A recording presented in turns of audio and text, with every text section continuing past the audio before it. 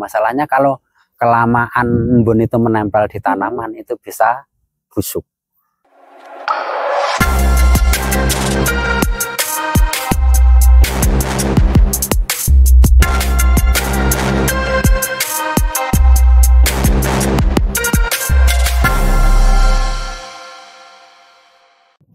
Halo semua, selamat datang di podcast Suara Gunung.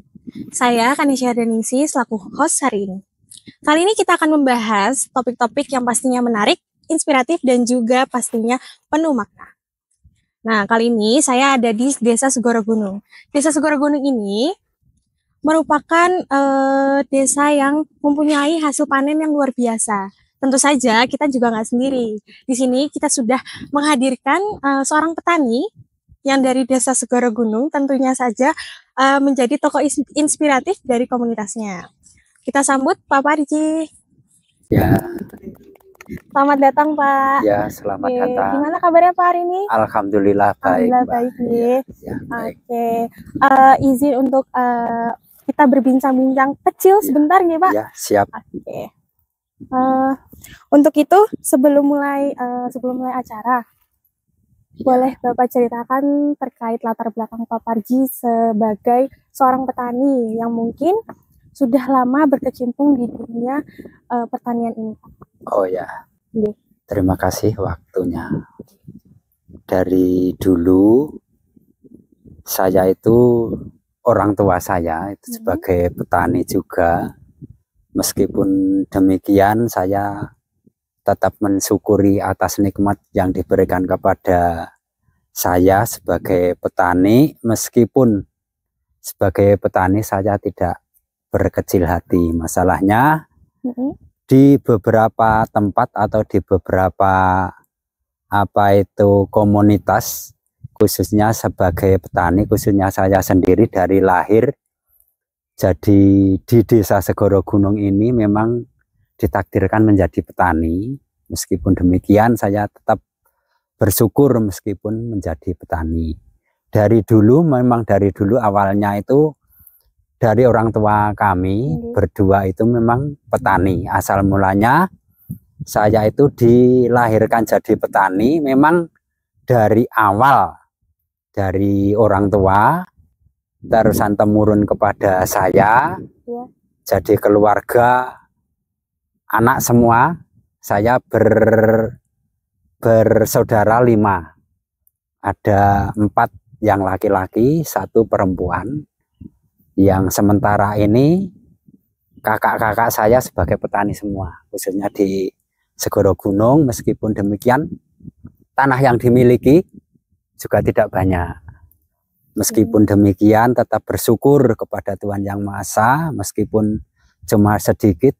Kalau masih tetap bersyukur itu alhamdulillah, Tuhan mesti memberikan yang terbaik untuk saya dan saudara-saudara saya.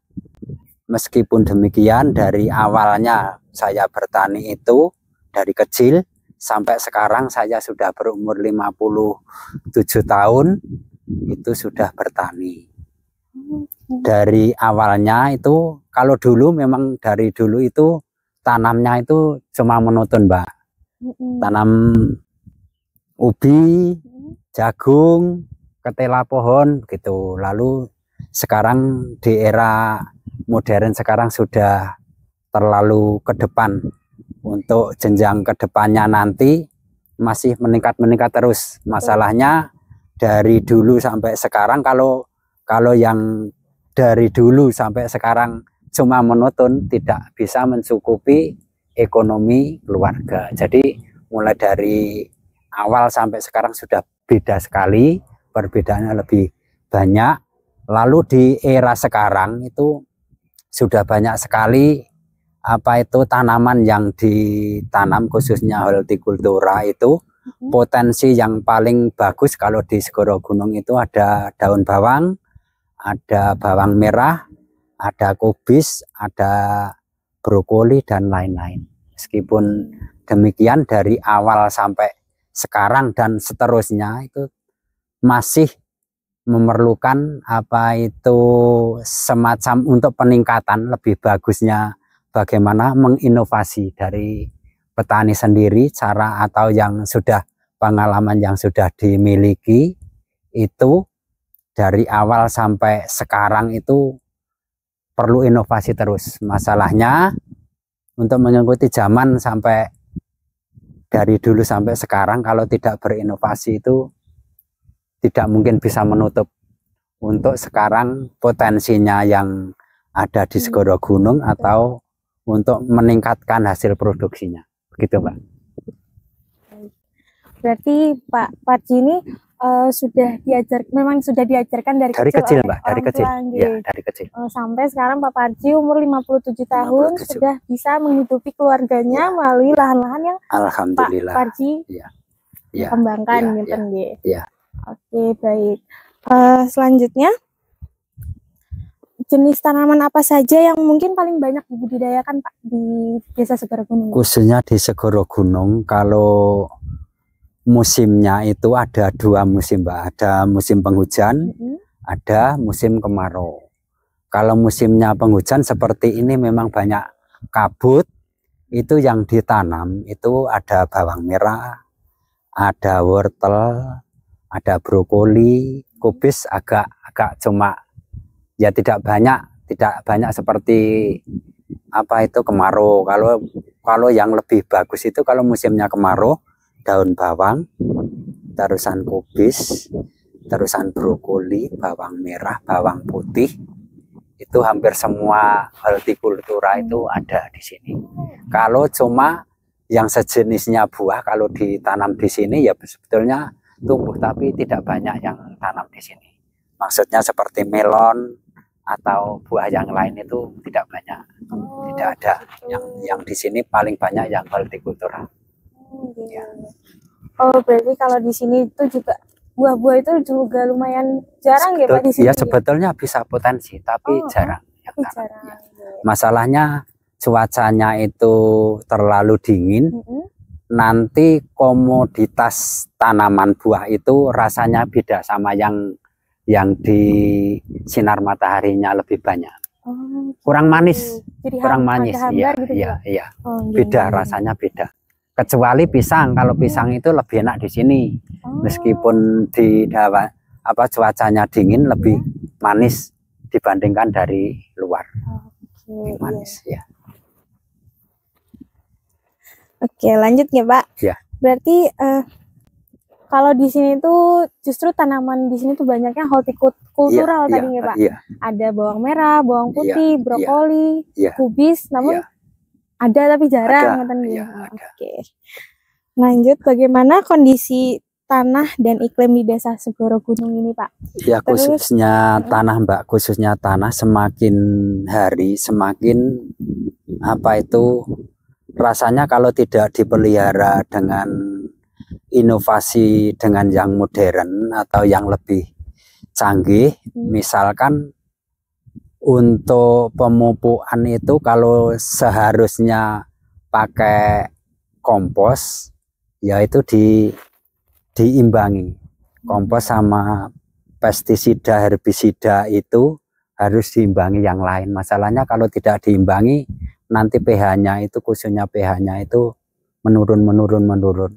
Nanti kalau tidak diimbangi untuk pemupukan kompos dan untuk tanamannya itu beda sekali. Untuk tumbuhnya kalau pH-nya menurun kan tidak bisa ditanami lebih bagus. Otomatis membutuhkan kompos itu sebetulnya lebih banyak. Untuk kompos. Berarti untuk tanah di sini tuh harus digabung gitu ya Pak? Dicampur sama kompos. Iya. Kalau cuma mengandalkan pestisida sama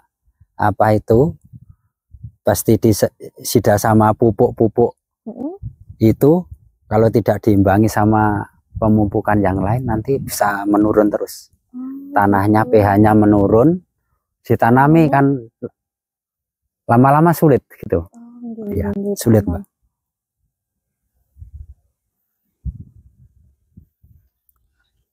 Oke, lanjut ya Pak. Iya. Apakah ada teknik khusus atau inovasi yang digunakan petani di sini untuk meningkatkan kualitas hasil panen? Ya sebetulnya banyak Mbak, untuk inovasinya itu lebih banyak. Kalau di zaman sekarang misalkan untuk penyemprotan pestisida itu saja, kalau di sini memang lahannya kan cuma sedikit-sedikit, tapi kalau ada inovasi lebih bagus lagi, misalkan di musim penghujan ini banyak kabut, setiap hari kan berkabut itu, kalau pagi jam 5, jam 6 itu di tanaman, khususnya pada bawang merah atau bawang putih atau yang lainnya, itu kan kalau malam itu embun itu kan nempel di tanaman. Lah otomatis kalau tidak cepat jatuh, embunnya itu bisa menghanguskan tanaman itu. Bisa busuk, Mbak. Kebanyakan kabut itu bisa busuk. Lah itu inovasinya yang otomatis yang lebih bagus itu kalau pagi, bangun pagi itu disemprot sama air tawar. Air bersih itu, air bersih disemprotkan pakai diesel itu kan lebih bagus ya. Itu nanti embunnya itu sudah tidak nempel di situ. Gitu, Pak. Ya. Kalau tidak begitu ya setiap pagi kalau cuacanya mendukung ya, kalau misalkan tidak ada diesel ya pakai sprayer atau air yang mengalir pakai sprayer itu langsung dicerotkan ke tanaman itu bisa itu. Jadi untuk petani di sini inovasinya itu kalau misalkan lagi cuaca kabut kayak gini, justru petani di sini tuh bangunnya lebih pagi untuk ya kalau bisa diusahakan begitu, memang begitu. Masalahnya kalau kelamaan embun itu menempel di tanaman itu bisa busuk, cepat busuk. Cepat busuk. Monggo diminum Pak, dimakan juga boleh, karena dingin banget ini. Takutnya kita gemeteran. Memang dingin Mbak di sini. Dingin sekali. Betul. Ya. Lanjut ya Pak. Iya. Apa mungkin tantangan terbesar yang sering dihadapi petani di Segoro Gunung ini, baik dari segi cuaca, hama dan juga hal lain gitu Pak? Khususnya kalau hama, kalau cuacanya itu musim penghujan itu tidak banyak Mbak. Yang disusahi kalau yang kabutnya seperti ini, itu memang jadi salah satunya momok sebagai petani di sini. Masalahnya semua tanaman itu tidak mungkin bisa tumbuh dengan baik. Masalahnya cuacanya berkabut itu tidak bisa mendukung pertumbuhannya, itu tidak bisa bagus. Kalau musimnya kemarau itu sebagai musuh utama itu yang paling banyak itu ulat. Tapi kalau musimnya penghujan tidak ada ulat. Ya ada tapi cuma sedikit. Kalau musim kemarau kan banyak sekali Mbak ulatnya itu. Ada ulat, ada kutu kebul, ada apa itu tomcat, banyak sekali. Banyak sekali. Iya. Gitu, Pak.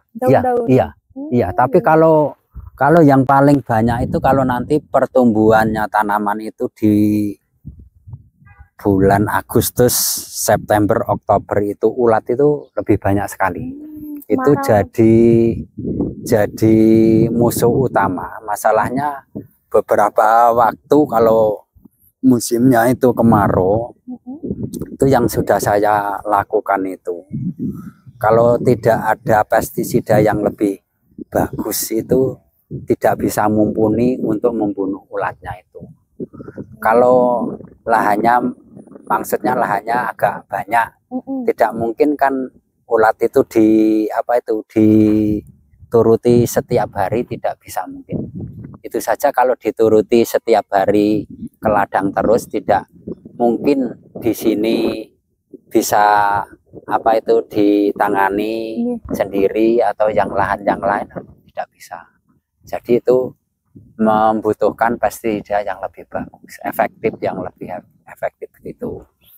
Sementara ini untuk kalau musimnya penghujan ya lebih banyak yang sebagai pengeluaran utama sebagai petani itu yang fungisida. Masalahnya untuk menanggulangi kabutnya seperti ini itu lebih membutuhkan banyak sekali. Berarti tantangan terbesar itu justru ada di cuaca dan Iya, juga hama iya, ya Pak. cuaca. Kalau cuaca kabut Iya. juga nggak Iya, bagus, nggak bagus. kemarau juga nggak Iya, bagus. memang begitu Mbak. Oke, jadi lumayan agak berat nih Pak. Tapi kalau misalkan kabut gini juga, misalkan pagi banget gitu Pak, Iya. Bapak tetap turun ke lahan? Kalau tanamannya yang perlu dikasih air tawar ya memang begitu. Tapi Memang perlu. kalau yang paling banyak yang membutuhkan disemprot air tawar itu kan bawang merah sama bawang putih. Kalau kubis tidak, brokoli tidak, tomat tidak, kan bonnya sudah jatuh sendiri. Tapi kalau meskipun kabut tapi ada angin-angin begini ya tidak terlalu susah. Masalahnya embun itu tidak menempel di tanaman gitu. Ya, masalahnya kalau ada angin, embun itu tidak bisa menempel di situ, tidak bisa menempel. Kalau kabut tapi tidak ada angin, otomatis menempel di situ kabutnya. Jadi es. Nah, nanti tumbuhan itu diselimuti oleh es kan jadi busuk. Iya. Justru kalau misalkan nggak ada kabut, nggak ada angin itu malah yang bikin busuk kan Mbak? Iya. Iya, kalau tidak ada anginnya itu bisa busuk. Iya, embunnya di situ. Bisa sebagai apa itu? Cuaca kurang mendukung. Ya, cuaca kurang mendukung. Tapi kalau musimnya penghujan, tapi banyak apa itu keluar sinar matahari ya beda juga. Tapi seperti ini kan sudah beberapa hari kabut terus. Iya betul. Ya, tapi kalau sampai malam itu ya susah juga. Susah juga. Masalahnya semua tanaman itu kalau hortikultura di Segoro Gunung itu membutuhkan apa itu sinar matahari, otomatis ya mengurangi biaya juga. Masalahnya kalau berkabut itu membutuhkan fungisida lebih banyak. Kalau banyak keluar sinar matahari itu bisa mengurangi operasional. Operasionalnya berapa kurang.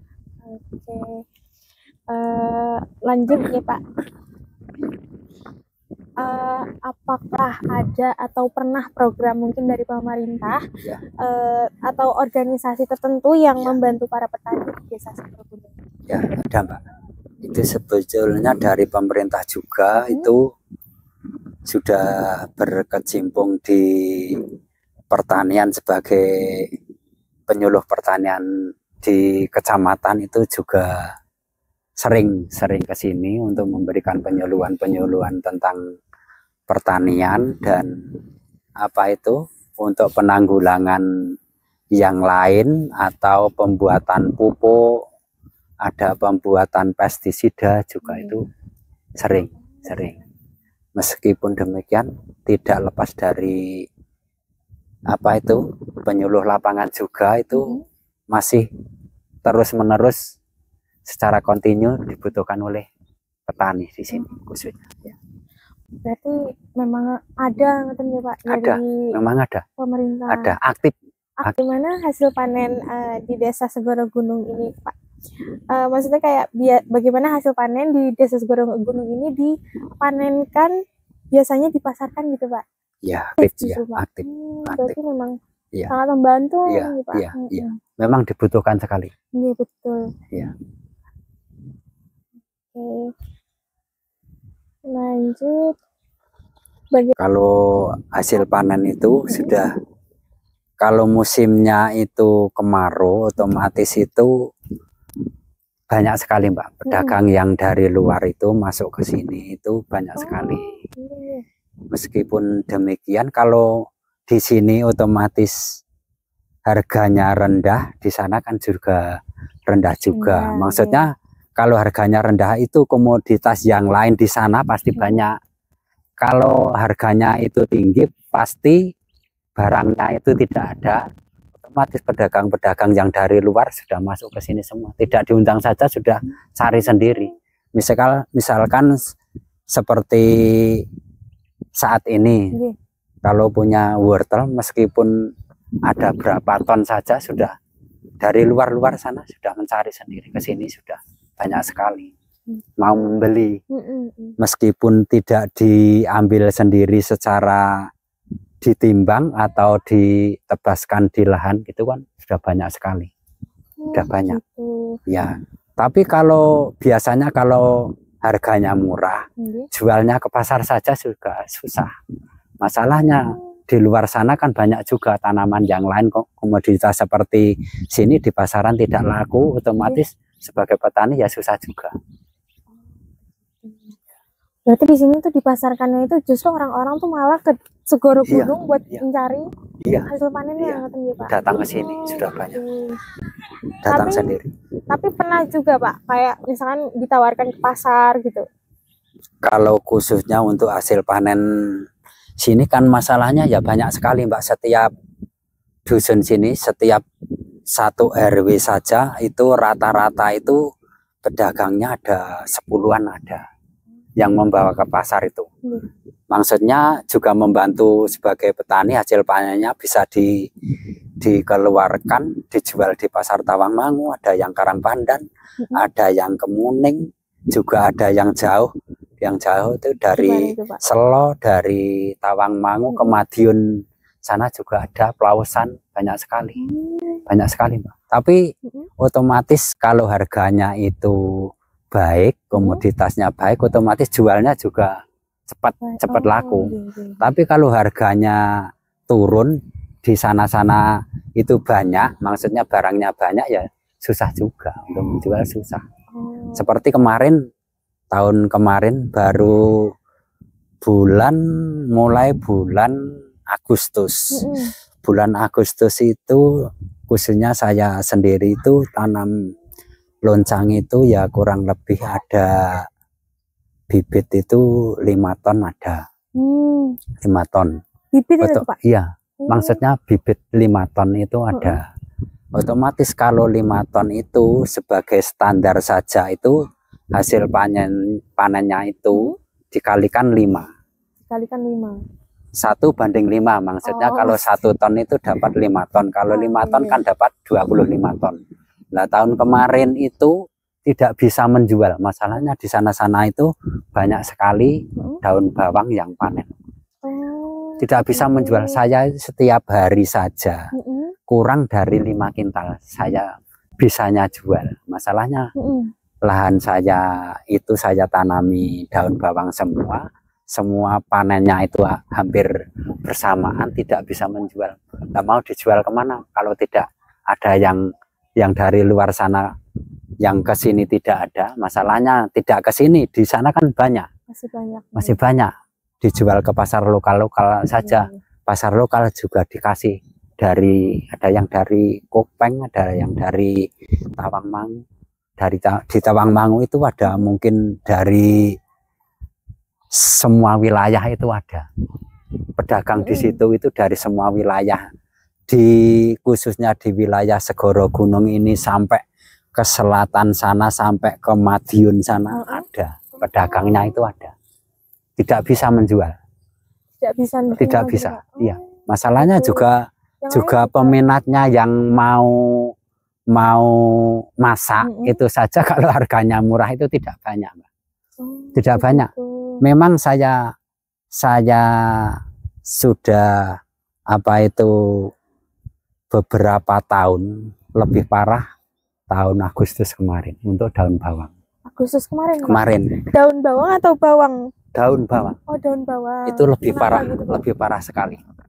Lebih parah sekali. Itu saja kalau setiap hari misalkan petik cuma jabut 3 kintal, otomatis yang dijabut itu saja yang kecil, yang besar itu tidak mau. Masalah tidak ada yang beli di situ. Yang mau makan ini maunya yang kecil-kecil.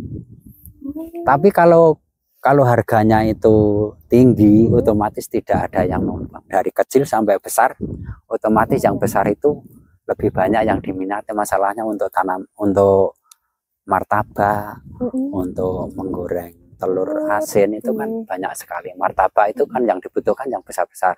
Tapi untuk tahun kemarin itu beda sekali sama tahun-tahun saya sudah lewati itu. Tapi kalau sekarang ya agak lumayan untuk daunnya bawang itu sudah, meskipun tidak tinggi, tapi kalau misalkan panen berapa ton saja sudah habis, cepat habis. Pak, daun bawang di sini disebutnya loncang ya Pak? Iya, loncang. Oh, loncang di sini loncang. Ya. Ya. Baik. Berarti kalau untuk dipasarkannya itu hasil panennya itu justru orang-orang datang ke sini dan jarang kita datang orang itu. Iya, datang. Kalau misalkan online gitu Pak? Banyak Mbak, yang online juga banyak, tapi kan cuma ya habisnya cuma sedikit-sedikit. Dari warga sini itu ya banyak juga yang maksudnya pedagang online itu banyak. Kan tapi kan tidak bisa menghabiskan banyak. Kalau maksudnya kalau panennya banyak kan otomatis cepat maunya habis diganti tanaman yang lain begitu. Tapi kalau seperti tahun kemarin, Agustus kemarin tidak bisa habis. Meskipun saya panen banyak, itu tidak bisa, maksudnya ya tidak saya sendiri, orang banyak sebagai komoditas petani di Segoro Gunung saja semuanya itu tidak bisa menjual. Masalahnya di pasaran tidak laku begitu. Tidak laku, iya. Justru kalau misalkan hasil panennya itu di musimnya justru malah sering lakunya gitu ya Pak? Iya, sebetulnya kalau yang tahun-tahun yang sudah dilewati itu, kalau musimnya kemarau itu lakunya ya cepat Mbak. Cepat habis, lakunya ya tidak serendah tahun kemarin. Tapi masalahnya kan untuk daun bawang itu tahun 2024 itu kan mengalami daun bawang itu sebagai komoditas, sebagai raja. Maksudnya begini, masalahnya di tahun 2024 awal sampai bulan Juni, seumur saya itu, seumur 56 belum pernah panen loncang seharga 20.000. Tapi di bulan Juni akhir itu daun bawang itu 1 kilo itu sampai 20.000 di petani. Kalau di pasar sampai 25.000 itu betul. Tapi kalau biasanya kalau harganya tinggi, otomatis kan komoditasnya yang di pasaran itu berkurang, suplainya dari petani tidak ada. Itu masalahnya di lahanan di sini tidak ada yang tanam, itu komoditasnya harganya tinggi. Meskipun demikian ya tidak cuma di Segoro Gunung saja, di Kopeng sana, di Tawangmangu, di Madiun, Surabaya sana ya untuk komoditas yang harganya tinggi itu pasti tidak ada juga. Hampir sama masalahnya. Kalau tanaman di sini harganya baik, di sini tidak ada, diambilkan dari Surabaya bisa, dari Malang, Batu sana, dari Kopeng sana bisa, dari apa itu Trenggalek ya bisa, itu diambilkan di manapun saja bisa. Kan meskipun di pasaran itu langka, hari ini langka, besok sudah diambilkan dari mana kan banyak pedagang diambilkan yang lebih murah dibawa ke sini bisa. Tapi otomatis kalau harganya tinggi di sana-sana ya juga tinggi semua, hampir semua begitu. Berarti di Segoro Gunung ini pasarannya udah sampai ke Jawa Timur justru ya Pak? Banyak Mbak, iya, sampai Surabaya, Kalimantan. Tapi Pak, iya, tapi yang membawa itu orang Jawa Timur, orang Jawa Timur disuplai ke Surabaya, Kalimantan ada banyak. Iya. Kalau yang dari petani, khususnya saya sendiri itu kalau panen daun bawang itu yang lebih banyak itu kalau yang dekat ini ke Selo, Boyolali. Di situ ada pasar komoditas sebagai daun bawang itu satu hari itu bisa menghabiskan 15 ton itu ada satu hari dalam satu pasar itu. Tapi yang menyuplai juga banyak. Di pasar Selo itu mungkin ada 10 sampai 15 setiap hari itu. 15 mobil itu ada Mbak. Pasti habis di situ. Tapi kalau harganya bagus, tapi itu saja. Misalkan satu orang mendapatkan satu ikat, misalkan kurang ya sudah, adanya cuma itu. Tapi kalau komoditasnya harganya rendah, otomatis misalkan pembelinya maunya cuma satu ikat, kadang-kadang dikasih 3 ikat atau 5 ikat gitu. Masalahnya kan tidak bisa menjual juga. Ya. Betul. Wah, berarti udah dari mana-mana ya Pak datangnya sini. Iya. Keren. Ya, sudah dari mana-mana Mbak. Kalau untuk penjualan itu, untuk di wilayah sini, pasarannya di sini, otomatis yang penting harganya itu bagus, itu sudah tidak susah. Tidak susah. Kalau Pak Parji sendiri itu selain pertanian juga perkebunan tuh Pak? Untuk perkebunan saya hampir cuma sedikit sekali. Kalau yang bunga itu? Bunga, ya tanaman hias ada sedikit. Itu dari dulu memang ya saya pernah mencoba merasakan apa itu manisnya tanaman hias juga. Oh gitu, hobi gitu Pak? Ya tidak hobi, tapi saya juga ikut-ikutan sama teman-teman di tahun 2006 Mbak. 2006 itu saya mencoba ikut sama teman-teman itu membeli tanaman hias. Dulu itu saya punya sapi 4. Saya jual semua. Sapi saya itu besar-besar Mbak. Besar-besar 4 saya jual semua, saya belikan tanaman hias. Tanaman hias tersebut itu mendapatkan, sapi 4 itu mendapatkan cuma 6 pot tanaman hias. 4 sapi 6 tanaman hias? 6 tanaman hias. Wah. Lalu, tanaman apa itu Pak? Anthurium. Anthurium ada kan beberapa komunitas komunitas Anthurium bunga, ada Anthurium hukeri, ada gelombang cinta, ada golok, banyak sekali. Kalau itu Bapak? Salah satunya itu saya mempunyai tanaman tersebut, itu berjalan sampai ya kurang lebih setengah tahun. Setengah tahun itu 6 tanaman tersebut saya jual satu. Saya jual satu itu sudah laku dulu itu 14 juta. Satu pot Mbak. Satu pot itu? Ya, tapi memang pot. Harga jualnya tinggi ya Pak? Ya memang tinggi. Itu pas panen, pas tongkolnya juga banyak. Ya. Maksudnya tongkol itu untuk apa itu bunga yang sudah panen keluar tongkolnya itu jadi biji. Keluar biji itu saya sudah merasakan manisnya itu ya. Meskipun demikian ya juga tidak saya sendiri, otomatis di tahun 2006 itu banyak yang merasakan manis, juga banyak yang merasakan pahit. Masalahnya yang merasakan pahit itu dia itu punya sertifikat, punya tanah, punya sapi, punya kambing, dibelikan tanaman tersebut lalu hangus, tidak kembali ya juga banyak. Banyak Mbak, banyak sekali. Itu untuk tanaman hias khususnya di Segoro Gunung itu dulu banyak yang gila. Itu pokoknya harganya itu tidak sewajarnya. Tidak sewajarnya. Satu biji selai Anthurium bunga itu cuma kecil, sama beras itu besar berasnya. Itu dibeli 270.000 satu Mbak. Cuma satu biji.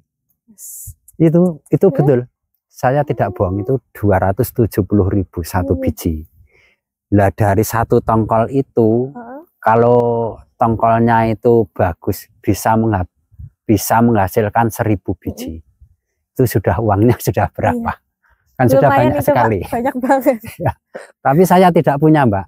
Maksudnya tidak punya sampai tongkol itu banyak. Maksudnya jadi induk tidak punya. Tapi banyak sekali yang wilayah sini khususnya di wilayah Segoro Gunung dan lainnya, desa lainnya itu banyak sekali yang merasakan pahit juga, banyak yang merasakan manis. Kalau yang merasakan manis ya otomatis sampai sekarang alhamdulillah untuk saya diberikan rezeki oleh Tuhan Yang Maha Esa itu masih semua.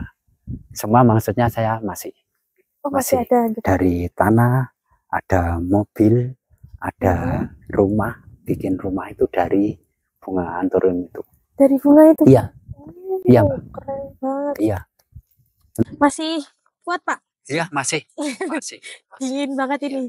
Udah makin sore. Gak apa-apa. Gak apa-apa. Sudah terbiasa. Biasa. Saya juga makin terbiasa kok, Pak. Iya. Lanjut ya, Pak? Iya. Oke. Kalau dari Pak Paji sendiri, apa sih Pak harapan Bapak ini untuk pemuda di Desa Segoro Gunung ini, terutama di bidang pertanian? Ya, khususnya di Segoro Gunung dan lainnya. Sebetulnya itu sebagai petani itu meskipun jadi petani tidak rendah hati. Maksudnya sebagai petani hasilnya itu kalau ditekuni, semua pekerjaan ditekuni, tidak, hasilnya itu tidak kalah sama yang lain. Maksudnya sebagai petani ditekuni apa kerjaan tersebut itu pasti menghasilkan yang lebih bagus. Untuk ditekuni sebetulnya untuk petani yang muda-muda itu memang dibutuhkan sekali. Masalahnya kalau tidak ada yang meneruskan itu, yang muda-muda, otomatis kalau yang tua itu nanti sudah diambil sama yang kuasa, kan tidak ada yang meneruskan. Itu lahannya apakah nanti bisa jadi hutan belantara? Iya. Masalahnya kan kalau menjadi pegawai kan membutuhkan uang, membutuhkan apa itu yang lain-lain, sarana prasarana yang lain. Kalau sudah punya lahan kan tinggal setiap hari kerja di situ kan sudah, yang mau dikerjakan pasti ada di situ. Tanamannya meskipun harga ini itu rendah, pasti besok bisa tinggi. Masalahnya semua tanaman kan tidak tidak stabil. Yang sekarang ini rendah tidak mungkin besok itu rendah terus, tidak pasti. Pasti mengalami kenaikan juga. Gitu. Iya, betul Pak. Jadi kalau udah memang ada kesempatan sebaiknya digunakan dengan baik. Iya. Dan pastinya juga menguntungkan. Iya. Ya, menguntungkan juga, Mbak. Menguntungkan pastinya. Iya. Oke, jadi teman-teman harapan dari Pak Parji. Terakhir ya Pak, terakhir last pertanyaan. Apa sih mimpi Pak Parji untuk Desa Segoro Gunung dan dunia kaki? Untuk Segoro Gunung saya berharap mudah-mudahan dari potensi yang ada di Segoro Gunung itu bisa dikenal oleh orang banyak. Maksudnya orang banyak yang di luar sana, yang jauh-jauh sana itu bisa tahu potensi Segoro Gunung itu lebih bagusnya. Ada yang potensi ke hortikultura, ada potensi wisatanya juga, dan apa itu sumber daya manusia yang ditanam di Segoro Gunung itu, meskipun di lereng Lawu, di bawahnya Gunung Lawu, apa yang ditanam itu kalau ditekuni pasti subur, pasti tumbuh dengan subur dan menghasilkan dengan baik. Maksudnya bisa menghasilkan hasil yang lebih bagus.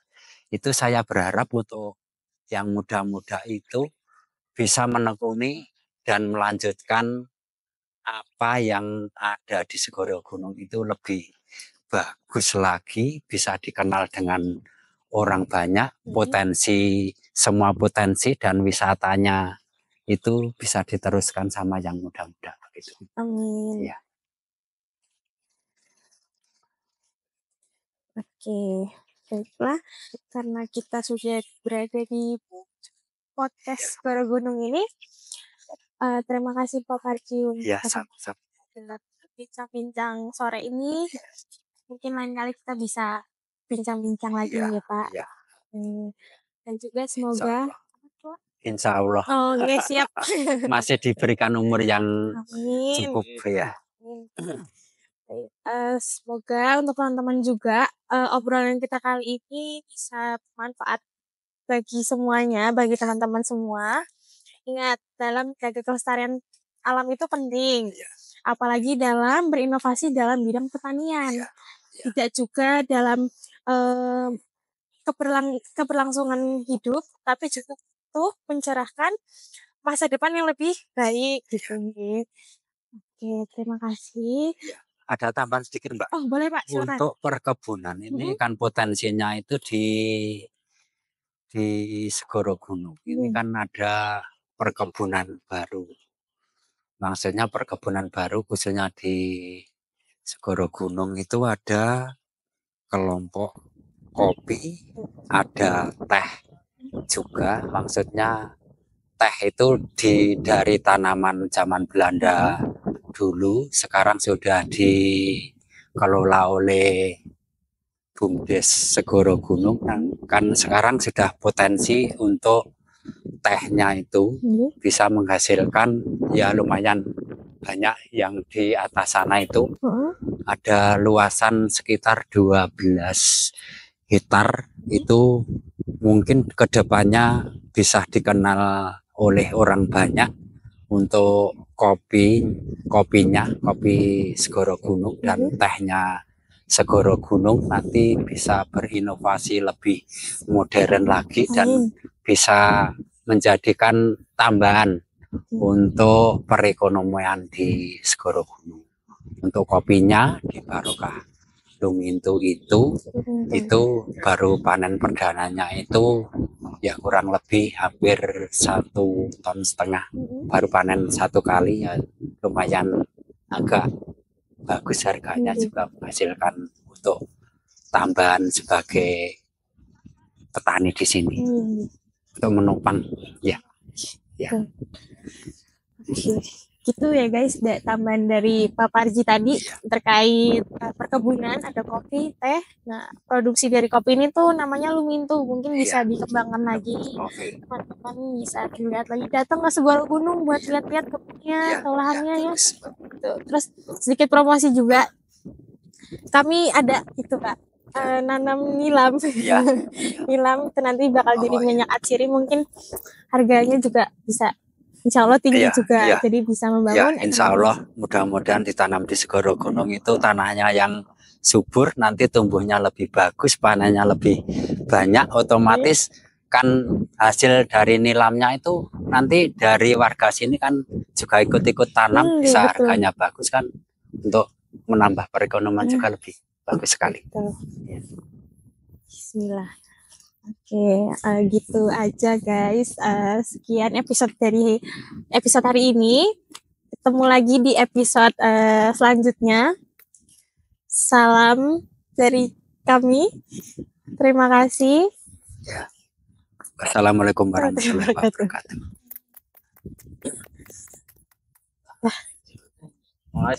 Makasih Pak.